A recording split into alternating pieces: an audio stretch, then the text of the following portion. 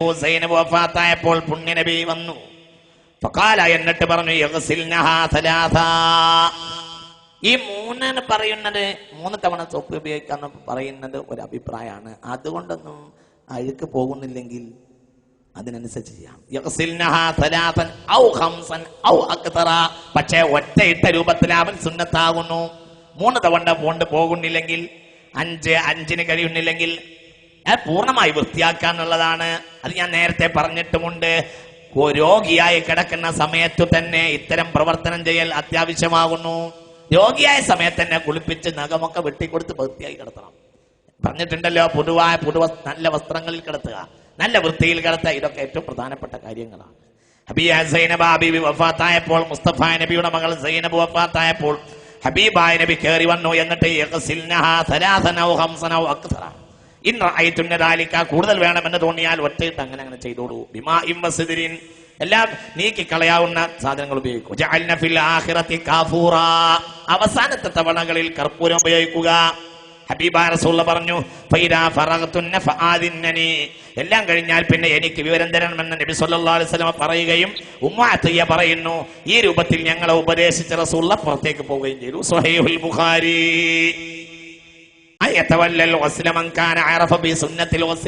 കുളിയുടെയും കഴുകലിന്റെയും എല്ലാവിധ ആദാബുകളും പഠിച്ച ആളുകൾ മാത്രമേ ആ ഉത്തരവാദിത്തം ഏറ്റെടുക്കാൻ പാടുള്ളൂ. ഇത് ശ്രദ്ധിക്കണം.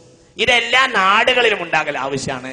ഇത് ഒരു ഏകദേശമൊക്കെ ഇന്ന് ഇല്ലാതാകുന്ന സാഹചര്യവും വന്നു. ആണുങ്ങളിൽ ഇതുണ്ടെങ്കിലും പെണ്ണുങ്ങളിലാണ് തീരെ ഇപ്പോൾ ഇതില്ലാതായത്. അതാ പുതിയ ശ്രദ്ധിക്കുക. ഏത് കാര്യം മയ്യത്തിന്റെ ഏത് പ്രവർത്തനം 3 പ്രാവശ്യം ചെയ്യലാണ് അഫ്ളല്. അവിടെ ശ്രദ്ധിക്കേണ്ടത് മയ്യത്ത്. ആ കാര്യം ഞാൻ പറഞ്ഞു, മയ്യത്തിന്റെ വയറ്റിലുള്ളത് പൂർണ്ണമായി കഴുകാവുന്ന തവണ അത്ര ചെയ്യാൻ വേണ്ടത്. ഏത് കാര്യത്തിലും ഒറ്റ പ്രാവശ്യത്തെ സൂക്ഷിക്കുന്നത് നല്ലതാണ്. എന്തുകൊണ്ട്? ഇന്നല്ലാഹ വിത്റുൻ യുഹിബ്ബുൽ വിത്ര.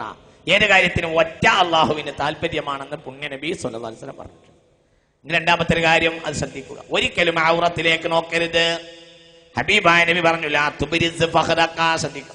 അബൂ ദാവൂദ് രേഖപ്പെടുത്തിയ ഹദീസിൽ കാണാം, ലാ തുബ്രിസ് ഫഖറക. പുണ്യനബി പറഞ്ഞു, നീ നിന്റെ ഈ തൊടഭാഗം പ്രത്യക്ഷമാക്കരുത്. അലി ഇബ്നു അബീ ത്വാലിബിനോട് പറഞ്ഞു, അലിയെ, ലാ തുബ്രിസ് ഫഖറക, തൊട നീ പ്രത്യക്ഷമാക്കരുത്. വലാ തൻളുറന്ന ഇലാ ഫഖറി ഹയ്യിൻ വലാ മയ്യിത്തിൻ. ജീവിച്ചവനോ മരിച്ചവനോ ആയ ഒരാളുടെ ഔറത്തിലേക്ക്, ഫഖദിലേക്ക് നോക്കുകയും ചെയ്യരുത്. ശ്രദ്ധിക്കുക. മയ്യത്താണെങ്കിലും മയ്യത്തിന്റെ നോക്കാതിരിക്കേണ്ടതാണ്. അത് പ്രധാനമായി ശ്രദ്ധിക്കേണ്ട കാര്യമാണ്. അബൂ ദാവൂദ് രേഖപ്പെടുത്തിയിട്ടുണ്ട്. ആയിഷ റളിയല്ലാഹു അൻഹാ ഖാലത്ത് റജഅ ഇലൈ റസൂലുള്ളാഹി സ്വല്ലല്ലാഹു അലൈഹി വസല്ലം. ശ്രദ്ധിക്കുക. ഇനി കുളിപ്പിക്കുന്ന കാര്യത്തിൽ ആണുങ്ങളാണ് കുളിപ്പിക്കേണ്ടത്. എന്നാൽ ഭർത്താക്കന്മാർക്ക് ഭാര്യമാരെ കുളിപ്പിക്കാവുന്നതാണ്. ഭാര്യമാർക്ക് ഭർത്താക്കന്മാരെയും കുളിപ്പിക്കാം. ആയിഷ ബീവി അങ്ങനെ തന്നെ ഇയോട് പുണ്യനബി വസിയ്യത്ത് ചെയ്തിരുന്നു. ആയിഷ, നീയാണ് ആദ്യം മരിക്കുന്നതെങ്കിൽ നിന്നെ ഞാൻ തന്നെ കുളിപ്പിക്കുമെന്ന് പുണ്യനബി പറഞ്ഞിരുന്നു ആയിഷ ബീവിയോട് റളിയല്ലാഹു അൻഹ. അത് ബുഖാരി രേഖപ്പെടുത്തിയിട്ടുണ്ട്. ശ്രദ്ധിക്കുക. ആയിഷ റളിയല്ലാഹു അൻഹ ഖാലത്ത് റജഅ അൻ-നബി സ്വല്ലല്ലാഹു അലൈഹി വസല്ലം മിൻ ജനാസ. ഒരു ജനാസ കഴിഞ്ഞ് പുണ്യനബി എന്റെ വീട്ടിലേക്ക് വന്നു. ഒരു ജനാസ മറവ് ചെയ്ത് നബി എന്റെ വീട്ടിലേക്ക് വന്നു. വഅന അജിദു സുദാ. ഞാൻ തലവേദനിച്ച് കിടക്കുകയാണ്. എന്നോട് പല തമാശയും പുണ്യനബി പറഞ്ഞു. എന്നിട്ട് പുണ്യനബി പറഞ്ഞു, നീയാണ് എന്റെ മുമ്പ് നീയാണ് മരിക്കുന്നതെങ്കിൽ നിന്നെ ഞാൻ തന്നെ കുളിപ്പിക്കുന്നതാണ്. നിന്നെ ഞാൻ തന്നെ കഫൻ ചെയ്യുകയും നിന്റെ ഞാൻ തന്നെ നമസ്കരിക്കുകയും നിന്നെ ഞാൻ തന്നെ മറമാടുകയും ചെയ്യുമെന്ന് ആയിഷ ബീവിയോട് വസിയത്ത് ചെയ്തു. തലവേദന പിടിച്ച് വളരെ കഷ്ടപ്പെട്ട് കിടക്കുന്ന സാഹചര്യം. അപ്പൊ സന്തോഷിക്കാൻ ഒരു വാക്ക് പറഞ്ഞ പുണ്യനബി, വേദന എന്താ, ഞരവാ മരിക്കാണ് എങ്കില് മനസ്സിലായില്ല, മാളിറക്കി ബുദ്ധിമുട്ടൊന്നുമില്ല ആയിഷ, ഇത് തമാശയാണ് എന്നാ കാര്യമാണ്, ഒരു തമാശയാണ് എന്നാ കാര്യമാണ്. തലവേദന എന്റെ തല പൊളിയായിരുന്നു. എന്റെ തലയുടെ കേടേ എന്ന് പറഞ്ഞിട്ട് ഞാനിങ്ങനെ തലവേദനിച്ച് കിടക്കാൻ നബി ഒരു ജനാസ കഴിഞ്ഞ് വന്നിട്ടേ ഉള്ളൂ.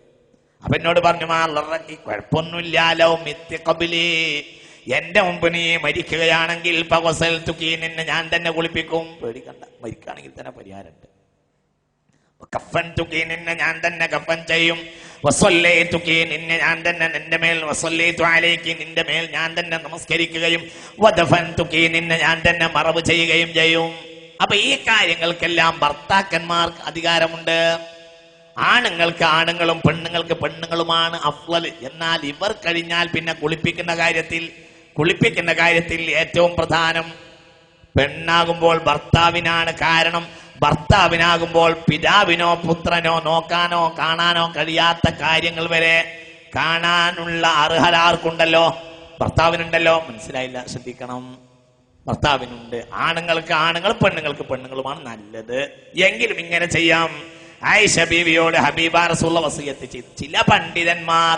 ചില പണ്ഡിതന്മാർ പെണ്ണുങ്ങൾ അറഫായ ആളുകളാണ് എങ്കിൽ അത് ചെയ്യാൻ കഴിയുമെങ്കിൽ പെണ്ണിനത് ഒറ്റയ്ക്ക് ചെയ്യാമെന്ന് അഭിപ്രായപ്പെട്ടിരിക്കുന്നു. പെണ്ണിനത് ചെയ്യാൻ കഴിയുമെങ്കിൽ പെണ്ണിന് ചെയ്യാമെന്ന് ചില പണ്ഡിതന്മാർ അഭിപ്രായപ്പെട്ടിരിക്കുന്നു. ആരുണ്ടെങ്കിലും ശ്രദ്ധിക്കുക, ആണുങ്ങൾ ഉണ്ടെങ്കിലും ആണുങ്ങൾ ഇല്ലെങ്കിൽ, കഴിയുന്നത്ര കഴിയുന്ന ആണുങ്ങൾ ഇല്ലെങ്കിലാണ് പിന്നെ ഭാര്യ എന്ന്. ഇതാണ് പ്രധാന അഭിപ്രായം.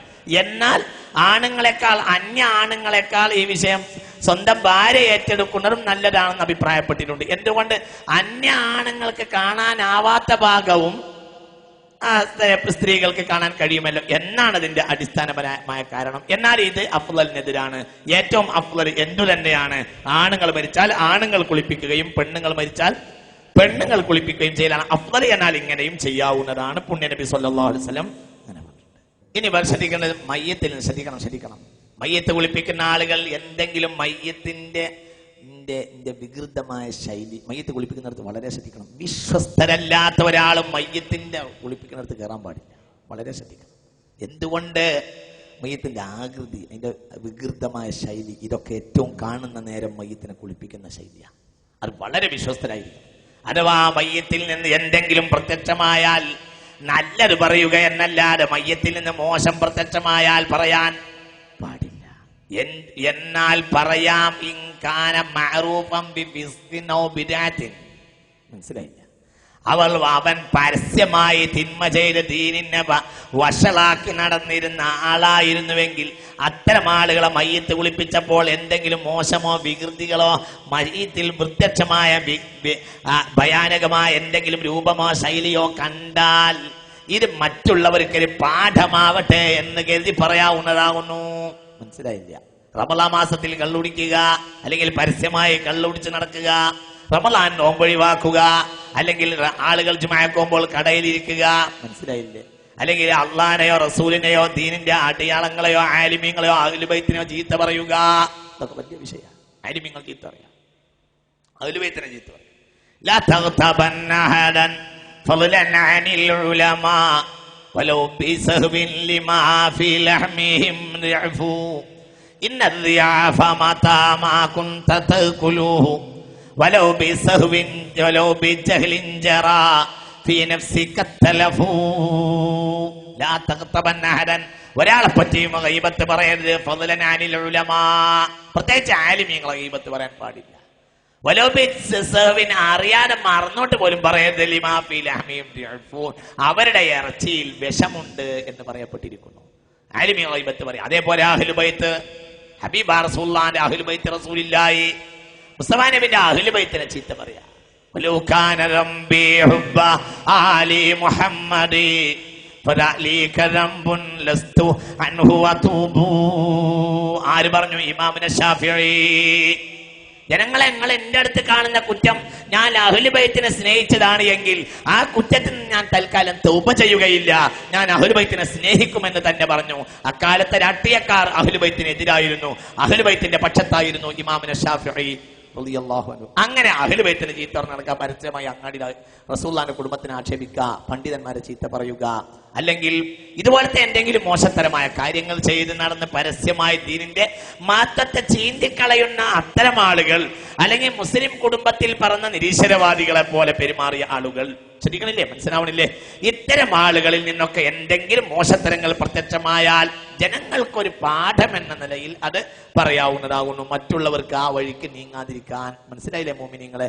അല്ലെങ്കിൽ യാതൊരു കാരണവശാലും മയ്യത്തിൽ നിന്ന് എന്തെങ്കിലും മോശമായ ഭയാനതകളോ മറ്റോ കണ്ടാൽ തന്നെ പ്രത്യക്ഷമായി പറയാൻ പാടില്ലാത്തതാണ്. മയ്യത്തിനെ കുളിപ്പിച്ചാലുള്ള കൂലി, മയ്യത്തിനെ കഫൻ ചെയ്താലുള്ള കൂലിയാണ് ഇനി പറയാൻ പോണത്. ശ്രദ്ധിക്ക്. അപ്പൊ നമ്മൾ ആ പണി ഏറ്റെടുക്കണമെങ്കിൽ നമ്മൾ ആ പണി പഠിക്കണം. വിഷയം ഞാൻ പറഞ്ഞുതരാം. അവിടെയൊക്കെ ഇങ്ങനെ റോട്ടിൽ വർത്താനം പറഞ്ഞിരിക്കരുത്. മയ്യത്ത് കൊണ്ടുപോകുമ്പോൾ നമ്മളെ കൂട്ടത്തിൽ പോയി, അല്ലെങ്കിൽ നമ്മളപ്പോൾ മോട്ടോർ സൈക്കിൾ എടുത്ത് പോയി, അതൊന്നും ചെയ്യരുത്. മയ്യത്തിനെ കുളിപ്പിച്ചാൽ നബി റാഫി ശ്രദ്ധിക്കുന്ന ഹദീസാണ്. അന്നബി റാഫി ഖാല റസൂലുള്ളാഹി പുണ്യ നബി